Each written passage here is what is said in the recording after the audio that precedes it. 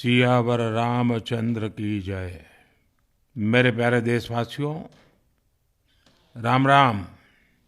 जीवन के कुछ क्षण ईश्वरीय आशीर्वाद की वजह से ही यथार्थ में बदलते हैं। आज हम सभी भारतीयों के लिए, दुनिया भर में फैले राम भक्तों के लिए ऐसा ही पवित्र अवसर है। हर तरफ प्रभु श्री राम की भक्ति का अद्भुत वातावरण, चारों दिशाओं में राम नाम की धुन, राम भजनों की अद्भुत सौंदर्य माधुरी। हर किसी को इंतजार है 22 जनवरी का, उस ऐतिहासिक पवित्र पल का। और अब अयोध्या में रामलला की प्राण प्रतिष्ठा में केवल 11 दिन ही बचे हैं। मेरा सौभाग्य है कि मुझे भी इस पुण्य अवसर का साक्षी बनने का अवसर मिल रहा है। ये मेरे लिए कल्पनातीत अनुभूतियों का समय है। मैं भावुक हूँ, भाव विह्वल हूँ। मैं पहली बार जीवन में इस तरह के मनोभाव से गुजर रहा हूँ। मैं एक अलग ही भाव भक्ति की अनुभूति कर रहा हूँ। मेरे अंतर मन की ये भाव यात्रा मेरे लिए अभिव्यक्ति का नहीं, अनुभूति का अवसर है। चाहते हुए भी मैं इसकी गहनता, व्यापकता और तीव्रता को शब्दों में बांध नहीं पा रहा हूं। आप भी भली भांति मेरी स्थिति समझ सकते हैं। जिस स्वप्न को अनेकों पीढ़ियों ने वर्षों तक एक संकल्प की तरह अपने हृदय में जिया, मुझे उसकी सिद्धि के समय उपस्थित होने का सौभाग्य मिला है। प्रभु ने मुझे सभी भारतवासियों का प्रतिनिधित्व करने का निमित्त बनाया है। निमित्त मात्रम भव सव्यसाचिन। ये एक बहुत बड़ी जिम्मेदारी है। जैसा हमारे शास्त्रों में भी कहा गया है, हमें ईश्वर के यज्ञ के लिए, आराधना के लिए स्वयं में भी दैवीय चेतना जागृत करनी होती है। इसके लिए शास्त्रों में व्रत और कठोर नियम बताए गए हैं, जिन्हें प्राण प्रतिष्ठा से पहले पालन करना होता है। इसलिए आध्यात्मिक यात्रा की कुछ तपस्वी आत्माओं और महापुरुषों से मुझे जो मार्गदर्शन मिला, उन्होंने जो यम नियम सुझाए हैं, उसके अनुसार मैं आज से 11 दिन का विशेष अनुष्ठान आरंभ कर रहा हूं।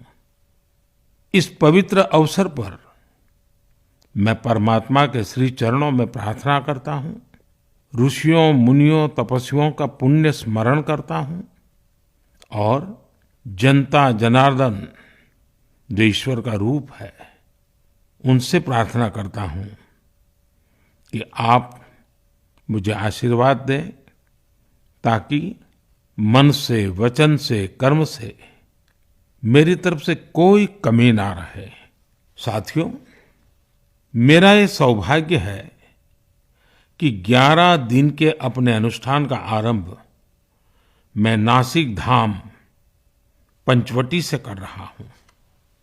पंचवटी वो पावन धरा है जहां प्रभु श्री राम ने काफी समय बिताया था।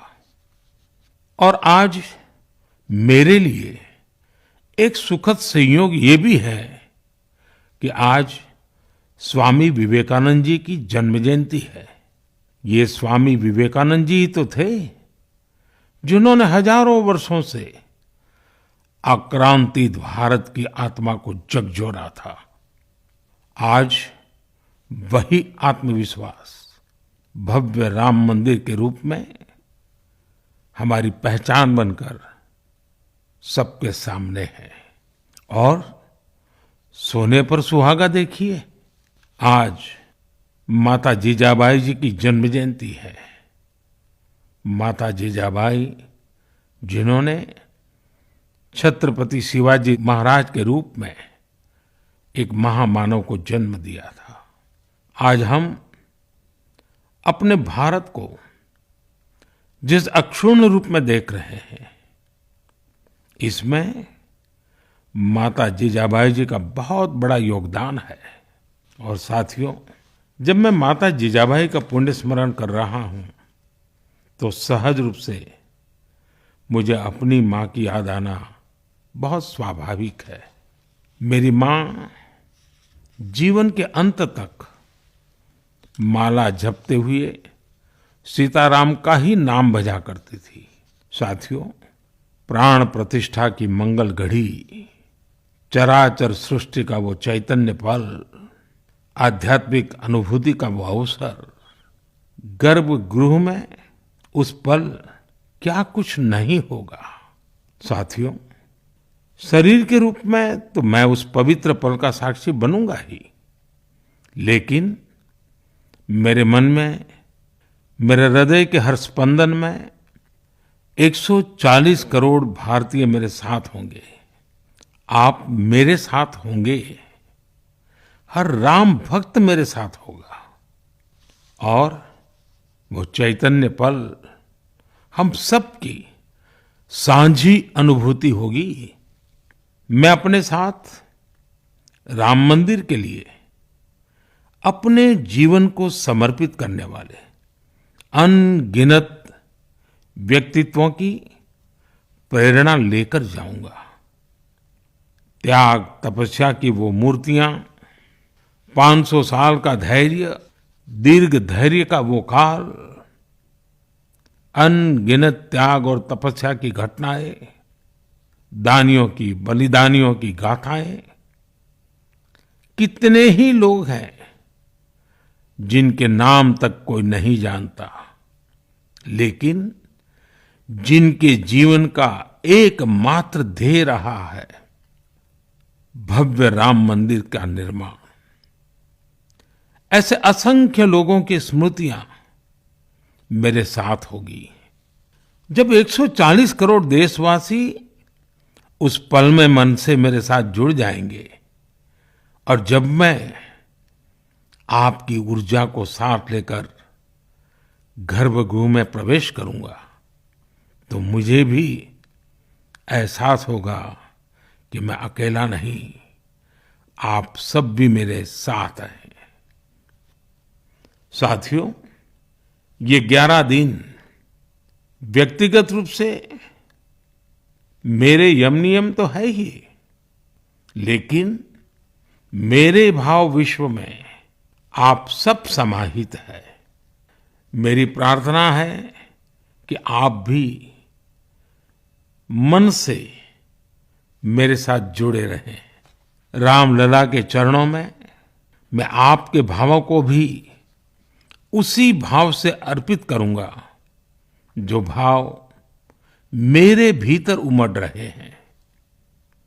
साथियों, हम सब इस सत्य को जानते हैं कि ईश्वर निराकार है, लेकिन ईश्वर साकार रूप में भी हमारी आध्यात्मिक यात्रा को बल देते हैं। जनता जनार्दन में ईश्वर का रूप होता है, ये मैंने साक्षात देखा है, महसूस किया है। लेकिन जब ईश्वर रूपी वही जनता शब्दों में अपनी भावनाएं प्रकट करती है, आशीर्वाद देती है, तो मुझ में भी नई ऊर्जा का संचार होता है। आज मुझे आपके आशीर्वाद की आवश्यकता है, इसलिए मेरी प्रार्थना है कि शब्दों में, लिखित में अपनी भावनाएं जरूर प्रकट करें मुझे आशीर्वाद जरूर दें। आपके आशीर्वाद का एक एक शब्द मेरे लिए शब्द नहीं, मंत्र है। मंत्र की शक्ति के तौर पर वो अवश्य काम करेगा। आप अपने शब्दों को, अपने भावों को नमो ऐप के माध्यम से सीधे मुझ तक पहुंचा सकते हैं। आइए हम सब प्रभु श्री राम की भक्ति में डूब जाएं। इसी भाव के साथ आप सभी राम भक्तों को कोटि कोटि नमन। जय सिया राम, जय सिया राम, जय सिया राम।